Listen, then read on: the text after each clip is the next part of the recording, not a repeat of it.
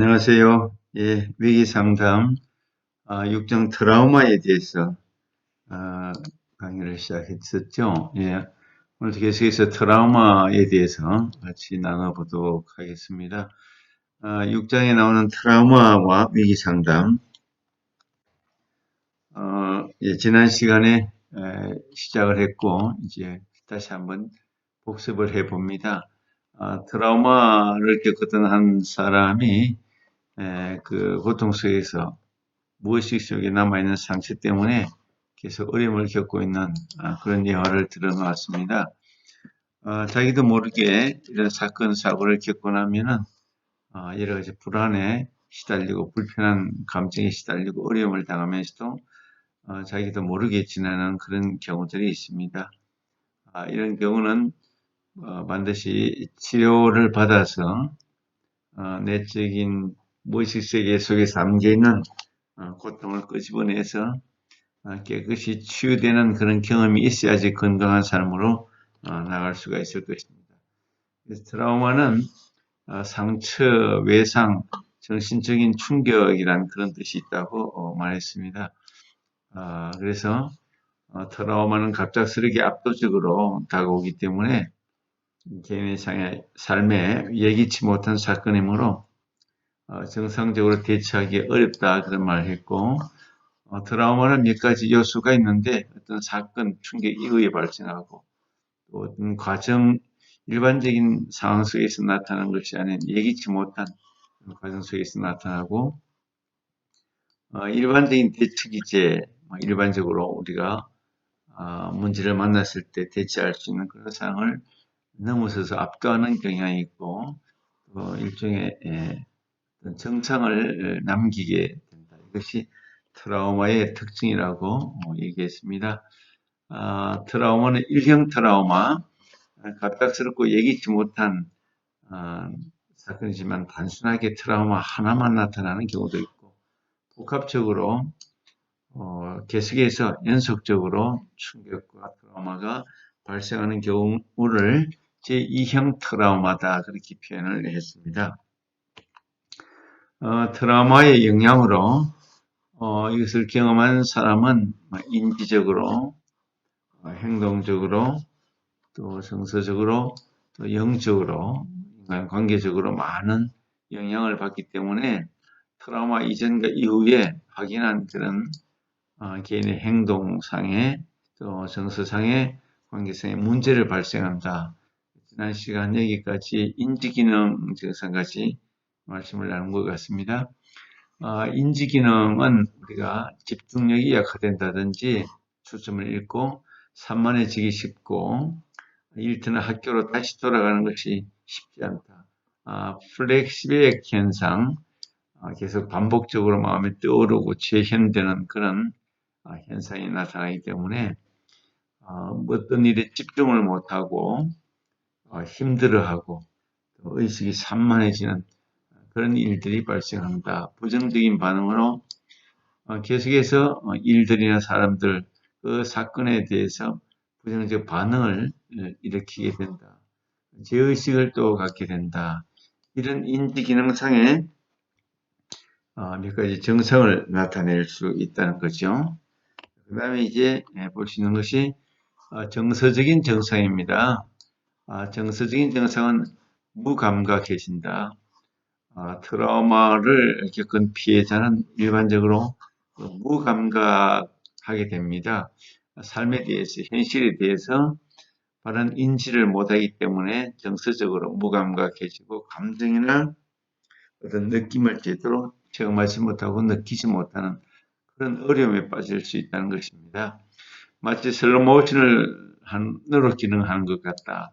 사람이 느릿해지고 또 정신적으로 육체적으로 빠르게 정상적인 기능을 행하지 못한다. 사고와 반응이 아주 느리게 되는 경향이 있다. 무감각해지는 그런 정서적인 경향성을 보이는 것이죠. 그 다음에 이제 분노, 트라우마를 경험한 후에 이제 정서적인 반응이 분노, 왜 나에게 이런 일이 있을까? 이런 분노 감정, 일어날 수 있습니다.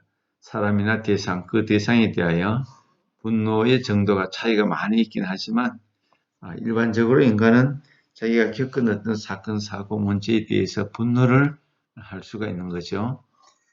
슬픔의 어떤 감정이 일어납니다. 사건 이후에 처음에는 슬픔도 모르고 여러 가지 복합적인 감정 속에서 절망할 수 있지만 서서히 시간이 지나면서 상실이나 고통 등에 대하여 당사자는 슬픔을 느끼고 또 우울증으로 발전할 수도 있다는 것이죠. 인간의 약함이란 그런 것입니다. 자기가 잘못하지 않았어도 이런 감정을 느끼면서 문제 상황 속에 빠져드는 것이 인간입니다. 그래서 트라우마를 겪지 않으면 좋겠지만 트라우마를 일단 만나면 이런 여러 가지 인지적으로 정서적으로 문제를 만나기 때문에 이것을 어떻게 풀어나갈 것인가, 어떻게 대처할 것인가, 그 상황에 대해서 적절하게 잘 반응하고 나가야 할 것입니다. 그 다음에 지나친 경계심, 트라우마의 성격에 따라 생존자는 지나치게 경계하거나 주의를 갖게 된다는 거죠. 예. 지나치게 두려워하거나 불안해하거나 상황에 대해서, 사건에 대해서, 사람에 대해서 지나친 조바심과 경계심을 가질 수 있는 그런 특성을 보여주는 것입니다. 그 다음에 이제 행동과 관련된 증상도 있습니다. 행동과 관련해서 수면장애, 사건을 경험한 사람들은 잠을 자는데 어려움을 겪을 수 있습니다. 그 불안이 심각해지고 또 두려움이 엄습해질 수도 있고, 그래서 지나친 수면도 올 수 있지만 수면 부족으로 잠을 자지 못하는, 그래서 약물을 섭취해야만 잠을 잔다든지 그런 불안 장애가 찾아올 수도 있는 거죠. 이처럼 인간이 약하기 때문에 상황에 벗어나는 도에 지나치는 어떤 현실감이 뛰어넘는 그런 상황을 만났을 때 이런 어려움을 겪게 되는 것입니다. 그래서 적극적인 돌봄과 또 치료가 필요하게 됩니다. 그 다음에 섭식장애, 트라우마의 생존자들은 식습관에도 변화를 경험하게 됩니다. 음식을 먹지 못하는 경우, 또 과다하게 섭취하는 경우, 이런 경우가 생길 수가 있습니다. 음식이라는 것은 인간의 심리에 늘 영향을 받게 되어 있습니다. 건강한 사람이 음식을 잘 섭취할 수가 있고 잘 소화시킬 수도 있지만 문제 상황, 충격, 사건, 또 극심한 불안, 두려움 이런 것들은 사람의 의식주에 분명한 영향을 미치고 음식을 잘 먹지 못하고 불안에 음습해서 좌절하고 절망하고 여러 가지 컨디션이 아주 악화되는 그런 상황에 빠질 수가 있습니다. 그 다음에 일과 수행의 어려운 사건 이후에 일상적인 아주 쉬운 일도 가벼운 일도 잘 감당하지 못하는 그런 일들도 발생할 수가 있다는 거죠. 그래서 일에 대한 관심이나 집중력이 아주 떨어져서 일을 잘 감당하지 못하는 그런 문제를 만날 수가 있습니다. 이처럼 트라우마는 한 인간에게 부정적이고 아주 소극적인 또 여러 가지 마이너스 영향을 많이 끼치는 그런 증상을 낳게 된다고 보는 것입니다. 그 다음에 이제 관계적인 증상이 있습니다. 관계적인 증상은 관계 철회, 어떤 관계들을 친구 관계, 사회적인 관계, 직장상에서의 관계, 심지어 가족 관계까지 철회한다. 만나지 않는 거고 관계를 끊는 것이죠. 심각한 관계라도 사건을 경험한 이후에는 잘 알고 지냈던 그런 사람들과도 관계를 끊고 지내기도 합니다. 현실을 부정하는 거죠. 현실과 관계를 맺고 싶지 않은 거죠. 이런 상황 속에서 가까운 친구들과도 전화 연락도 안 하고 관계를 끊고 지낼 수가 있습니다. 대부분 일시적인 그런 치료 현상이 나타나고 따뜻한 사람들의 도움으로 회복이 될 수가 있는 것입니다. 어떤 충격 속에 있으면 현실감이 떨어지고 또 어떤 재미, 흥미 이런 것들이 사라지기 때문에 이런 관계 철의 현상이 자연스럽게 일어날 수가 있습니다. 시간이 지나고 또 어느 정도 정신을 차리고 의식이 돌아오고 이성적인 기능이 회복될 때 이제 정상으로 돌아올 수 있다고 볼 수가 있을 것입니다. 혼자 있는 것이 두렵다, 어렵다, 트라우마를 경험한 사람은 사건 후에 사랑하는 사람들 주변에 있지 못하면 걱정이 심해진다고 보고를 하고 있습니다. 그래서 홀로 있는 것을 굉장히 힘들어하고 또 홀로 있을 때 힘들 뿐만 아니라 불안하고 두렵고 또 무섭고 그런 현상이 나타날 수 있는 거죠. 혼자 있는 것이 참 어렵다. 그만큼 불안한 겁니다. 그만큼 현실을 받아들이지 못하는 긴장감 속에 빠져 있다고 볼 수가 있습니다. 그 다음에 이제 관계의 긴장, 트라우마의 경험은 인간관계의 일부 또는 전부의 위협이 될 수도 있고 변화를 가져올 수도 있다. 생존자는 사랑하는 사람들과의 관계에서 과민해지거나 논쟁적이 될 수도 있다. 자기 문제를 가까운 가족이나 친구들도 잘 이해를 못하기 때문에 자기가 겪고 있는 이 상처, 아픔, 이 커다란 위기를 다른 사람이 공감하지 못하고 받아들이지 못할 때 과민해지고 또 공격하고 논쟁이 될 수도 있고 이해를 못 해주니까 그렇게 될 수 있는 것이죠. 가까운 사람들과 갈등을 겪기도 한다. 예. 자기 상황이 워낙 힘들고 어려운데 자기는 그것을 대수롭지 않게 받아들이고 쉽게 생각할 때 상처를 입은 트라우마 피해자는 이런 데 대해서 아주 심각하게 반응을 할 수가 있을 것입니다.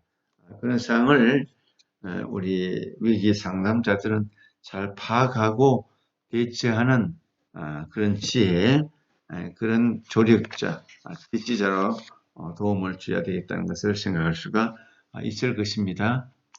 그 다음에 이제 영적인 증상을 우리가 정해 볼 수가 있습니다. 우리 영적인 문제는 우리 신앙을 가지고 있고 또 하나님을 아는 사람들에게 해당되는 것입니다. 영적인 것은 하나님과의 관계에서 일어나는 그런 우리 영적인 문제이죠. 하나님의 존재에 대한 질문, 어떤 큰 문제를 만나면 우리 성경에도 많은 인물들이 하박국이라든지 욥이라든지 또 선지자들도 예레미야, 이사야, 에스겔 그런 선지자들도 큰 문제 앞에, 큰 절망 앞에, 큰 시험 앞에서 하나님에 대한 그런 의문, 하나님이 계시는데 왜 이렇게 하셨는가 이런 영적인 문제에 대한 도전을 겪게 되고 어려움을 체험하게 되는 것입니다. 하나님의 존재에 대한 질문, 트라우마는 하나님의 존재에 대하여 의문을 갖게 만들어줍니다. 하나님이 계시는데 왜 나를 그렇게 내버려 두셨을까 이런 생각을 하게 되는 거죠. 욥도 큰 고통 속에서 이런 의문과 고민을 많이 한 것이 성경에 드러나고 있습니다. 극한의 상황은 그리스도인이라 해도 하나님이 계신가 하고 자신에게 질문할 수가 있습니다. 하나님께서 왜 나를 내버려 두셨을까? 하나님은 나를 사랑하지 않는 것이 아닌가? 이런 생각을 누구나 할 수가 있는 것입니다. 그리고 하나님 성품에 대한 질문, 트라우마 사건은 하나님의 존재를 신뢰하지만 하나님의 성품에 대하여 질문을 던질 수가 있습니다. 하나님이 정말 선하신 분인가? 선하신 분이면 왜 이런 큰 문제를 만드셨을까? 나에게 이런 고통을 주셨을까? 하나님이 정말 선하신 분이 맞는가? 이런 고민을 할 수가 있겠죠. 하나님은 나를 보살피시는 분인가? 하나님이 전능하신 분이면 왜 나에게 이런 큰 좌절과 슬픔, 절망을 던져주셨을까? 이렇게 생각해 볼 수 있을 것입니다. 내게 왜 나쁜 일들이 자꾸 일어나는 것인가? 이런 질문들, 하나님에 대한 반문, 질문, 의심, 이런 것들이 극한의 상황이나 또 트라우마 사건, 또 나에게 상처를 주는 이런 문제를 만났을 때 이런 문제가 생길 수가 있을 것입니다. 어쨌든 하나님은 끊임없이 우리를 사랑하고 돌보시고 계시는데도 불구하고 그야말로 우리는 그 문제상을 이해하지 못해서 절망할 수밖에 없는 그런 상황에 빠지게 되는 것입니다. 인간의 부족함과 연약함 때문에 하나님의 솜씨와 하나님의 섭리와 하나님의 능력을 이해하지 못해서 깨닫지 못해서 일어나는 그런 문제일 수밖에 없는 것입니다. 인간의 한계성에 대한 그런 반문이라고 볼 수가 있을 것입니다. 또 하나님에 대해서 분노할 수가 있는 거죠. 절박한 사건은 종종 하나님에 대한 분노를 일으킬 수 있습니다. 어떤 사람들은 하나님께 분노하는 것을 위험하다고도 느끼고 하나님께 분노하면 하나님이 징벌을 하시는 것이 아닌가, 벌을 내리시는 것이 아닌가 이렇게 생각할 수도 있지만 하나님도 인격적인 하나님이시고 하나님도 우리와 얼마든지 대화하실 수 있고 우리가 기도를 통해서 우리의 아픔과 절망을 하소연하며 하나님께 아뢰 수 있습니다. 하나님은 우리의 모든 절망, 분노까지도 다 받아주시고 때로는 여러 가지 방법으로 응답하시고 또 우리에게 세미한 음성으로 들려주시고 깨닫게 해주시고 우리가 원망해도 하나님께 분노해도 하나님은 하나님의 방법대로 우리로 하여금 알게 하시고 깨닫게 하시니까 인간이 처한 상황에서 얼마든지 하나님을 향해서 분노할 수 있는 것도 사람이니까 그렇게 할 수 있다는 것을 우리가 인정하고 또 위기 상담자는 그것을 충분히 공감해 줘야 하고 누구나 그렇게 할 수 있는 정상적인 과정이고 반응이기 때문에 그렇게 받아들이면 참 좋을 것 같습니다. 또 어떤 사람들은 회피하는 방법으로 분노를 드러낼 수도 있습니다. 소극적인 거죠. 소극적으로 내면 속에 분노를 표현하지 않지만 교회를 안 다닌다든지 하나님을 안 찾는다든지 그것이 분노의 한 소극적인 방법이죠. 수동적인 방법으로 공격하는 그런 모습일 수 있습니다. 하나님을 향한 분노, 이것이 인간이 어떤 극한 상황 속에서 이해되지 않는 상황 속에서 정상적이지 않은 상황 속에서 하나님을 향해서 드러내는 어떤 모습이라고 볼 수 있습니다. 그것이 정서적인 또 영적인 관계에서 일어날 수가 있는 거죠. 종교적인 활동의 어려움, 트라우마를 겪은 후에 기도 생활이나 성경 읽기 등의 평범한 종교 활동도 하기가 어려워지는 거죠. 거부하게 되고 피하게 되고 교회를 안 나가기도 하고 그것은 자기 문제에 대한 어떤 반응입니다. 하나님에 대한 어떤 그 원망 섞인 반응일 수도 있고 자기 자신에 대한 어떤 철회일 수도 있고 여러 가지 영적인 상황 속에서의 고통을 이렇게 나타날 수도 있습니다. 우리 인간이 강한 것 같지만 대단히 지혜롭고 강한 것 같지만 어떤 문제 앞에 또 시험과 여러 가지 고통과 위기 앞에서 참 약하고 부족한 존재라는 것을 알게 됩니다. 조금만 도에 지나치고 조금만 자기의 어떤 수준을 넘어서고 조금만 저희가 이해하지 못하고 받아들이기 힘든 어떤 상황에 처하면 인간은 바로 분노하고 원망하고 또 철회하고 또 자기 자신의 정상적인 상황을 받아들이지 못하는 그런 처지에 빠질 수도 있는 것이 인간입니다. 이만큼 인간은 참 복잡하고 예민하고 대단히 긴장하고 초조하고 또 정상 범위 안에서만 인간은 정상적인 활동을 하지만 조금 어떤 정상 범위를 넘어서면 저희가 수용하고 받아들이기 어려운 존재가 인간이라는 것을 알게 됩니다. 이런 트라우마는 어떤 사건, 사고, 받아들이기 힘든 그런 부분을 드러내고 있습니다. 어쨌든 이런 상황을 통해서 우리가 더욱더 건강을 속히 회복하기 위해서 트라우마를 겪은 사람도 위기 상담자로서 위기 상담의 방법으로 도울 수 있는 방안들을 찾는 것이 참으로 지혜롭고 건강한 방안이다. 그렇게 생각해 볼 수가 있습니다. 여기까지 1차 시간을 갖겠습니다.